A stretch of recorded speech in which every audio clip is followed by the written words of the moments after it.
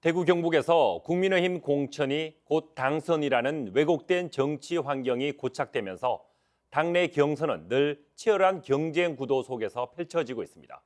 그런데 후보자 선정을 위한 경선 여론조사 과정에서 거짓 응답을 유도하거나 권유하는 사례가 공공연한 것으로 드러나 불법을 부추긴다는 지적입니다. 김용우 기자가 취재했습니다. 2파전으로 치러진 국민의힘 영덕군수 경선은 과열 혼탁 양상을 넘어 불법 선거운동으로 얼룩지고 있습니다. 당내 경선 여론조사 과정에 주민들에게 성별이나 연령대를 거짓으로 응답하도록 권유하거나 유도하는 문자를 보낸 3명이 검찰에 고발됐습니다. 책임 당원과 국민 여론조사 방식으로 치러진 경선에서 우위를 차지하기 위해 여론조사 조작을 시도한 셈입니다.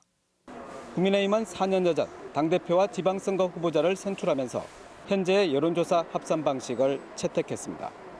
문제는 누구나 마음만 먹으면 당내 선거 과정에 영향을 미치거나 악용할 개연성을 배제할 수 없다는 데 있습니다.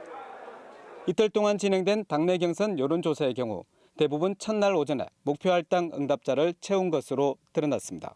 60대 이런 분들은 응답률이 높은데 젊은 층 응답률이 낮으니까 여론조사의 맥락을 너무 잘 알고 이제 지지자 측이나 이런 쪽에서는 그냥 20대라 답하고 30대라 답하고 이렇게 많이 하는 거죠.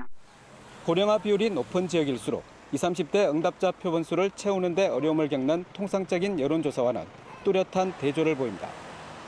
국민의힘은 성별, 연령대별로 확보한 안심번호를 토대로 가중치 적용이 거의 없는 여론조사를 진행했다고 하지만 신뢰성에 대한 의문은 여전합니다.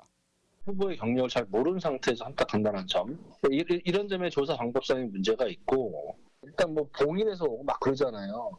그럴 때 그 여론조사 기관에 대한 신뢰성 문제가 반드시 불거질 수밖에 없고, 달리 말하면 완전 공모전입니다.